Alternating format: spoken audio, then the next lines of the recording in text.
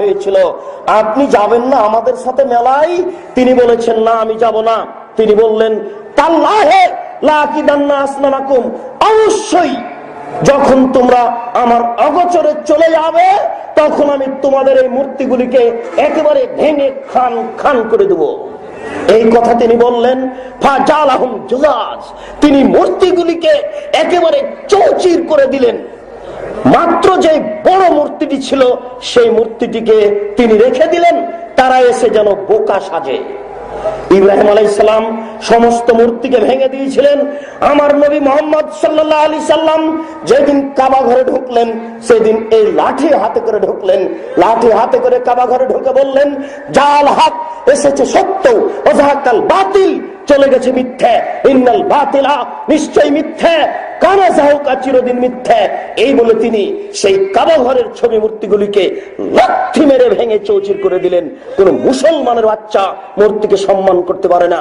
এই মাঠে যত উপস্থিত জনগণ দিনী ভাই আছেন, আজকে বাড়িতে গিয়ে, কালকে বাড়িতে গিয়ে প্রথম কাজ হবে যত আপনার বাপের মায়ের আত্মীয় স্বজনের ছবি মূর্তি আছে, পুতুল আছে, শোকেজা আছে, সবকে ভেঙে চৌচির করা। এটা জরুরি। যদি আপনি না করেন তাহলে আপনি একজন মুনাফিক মুসলমান। শুনুন, আপনার পিতার মূর্তি আপনাকে ভাঙতে কষ্ট হয় কেন? মুহাম্মদ সাল্লাল্লাহু আলাইহি সাল্লাম বাপের মূর্তি ভেঙে দিলেন। 1 মিনিট আমার দিকে লক্ষ্য করুন, 1 মিনিট আপনাকে আমি দেখাই মুহাম্মদ সাল্লাল্লাহু আলাইহি সাল্লাম বাপের মূর্তি ভাঙলেন কিনা। তিনি জিবরাইলের সাথে যাচ্ছেন মেরাজে। প্রথম আকাশে যখন পৌঁছলেন তখন ওই বলছেন, জিবরাইল দরজা খুলুন। ওই দিক থেকে বলা হচ্ছে, কে? তিনি বলছেন, জিবরাইল। সাথে কে? মুহাম্মদ সাল্লাল্লাহু আলাইহি সাল্লাম। আপনাকে কি পাঠানো হয়েছিল? জি, পাঠানো হয়েছিল। দরজা খোলা হলো। খুলতেই দেখছেন আদম আলাইহিস সালাম বসে আছেন।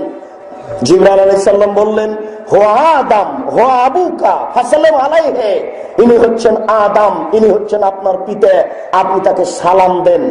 আমাদের নবী একটু আগিয়ে গিয়ে আদম আলাইহিস সালামকে সালাম দিলেন। আসসালামু আলাইকুম ইয়া আবি, ও আমার আব্বা আপনাকে সালাম।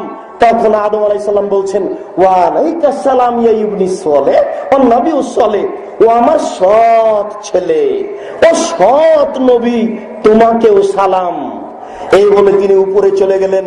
আপনার সতর্কতার জন্য এখানে একটা কথা বলে যাচ্ছি। আমাদের নবী বললেন, আব্বা আপনাকে সালাম। বলেন তো আমাদের নবী কাকে বলছেন? আদম আলাইহিস সালামকে।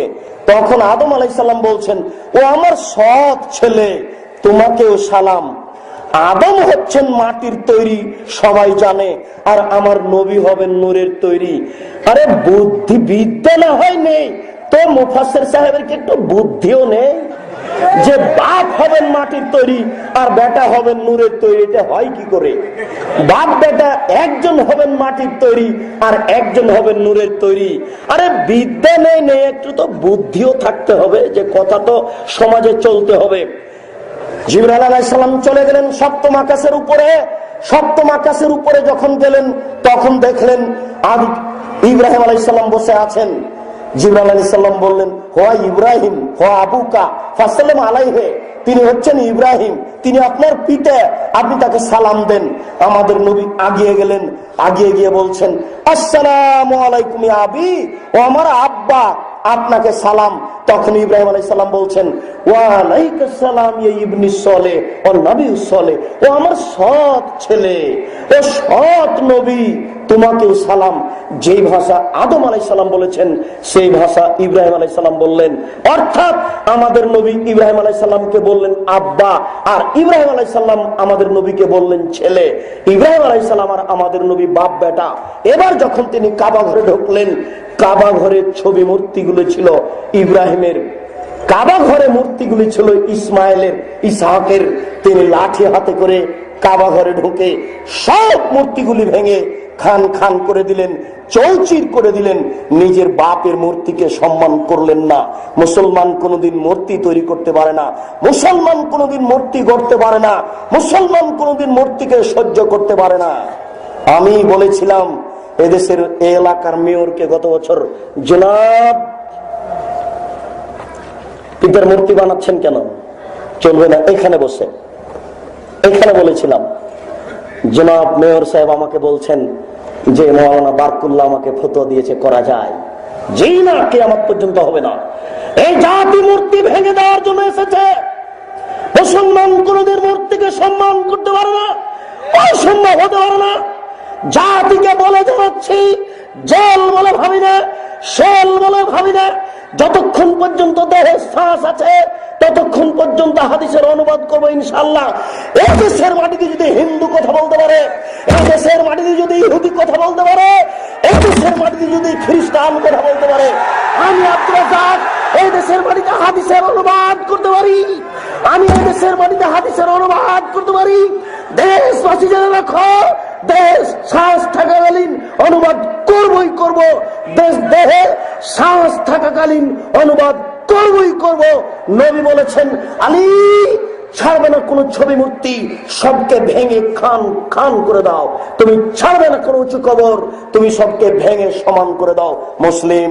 জনাব জজ হাইকোর্টের মালিক জজ সাহেব, আপনাকে বলে রাখছি, আপনি মনে রাখুন, কালকে যদি আমাকে আদালতে দাঁড়াতে হয় তাহলে আমি মুসলিম শরীফ খুলে আপনার সামনে অনুবাদ করে দেখাবো। আপনার কোনো পথ থাকবে না, আপনাকে লিখতে হবে আদেশ দাতার ফাঁসি ঘোষণা করা হলো আর অনুবাদকের আজীবন জেল ঘোষণা করা হলো। আমি 1 নম্বর আসামি নই। 1 নম্বর আসামি হচ্ছেন মোহাম্মদ সাল্লাল্লাহু আলাইহি সাল্লাম। তিনি হলেন আদেশদাতা, আমি হলাম অনুবাদক। তিনি হলেন আদেশদাতা, আমি হলাম অনুবাদক। তিনি হলেন আদেশদাতা, আমি হলাম অনুবাদক। জজ সাহেব, হাইকোর্ট জজ কোর্টের আপনাকে অনুরোধ করে বলছি, আপনি আমাকে 1 নম্বর আসামি করতে পারবেন না, অসম্ভব। 1 নম্বর আসামি হচ্ছেন মোহাম্মদ সাল্লাল্লাহু আলাইহি সাল্লাম। তিনি হচ্ছেন আদেশদাতা, আমি হলাম অনুবাদক। জাতিকে বলে রাখছি, জাতি যেন এই ছবি মূর্তিকে মরা পর্যন্ত কোনোদিন মূল্যায়ন না করে। যারা করে তারা মুনাফিক মুসলমান। ছবি মূর্তি মূল্যায়ন করার জিনিস নয়, এটা হচ্ছে একটা শিরকি নীতি। আপনাকে ত্যাগ করতে হবে। প্রতিপালক তুমি বড় দয়াবান, তুমি বড় রহমান,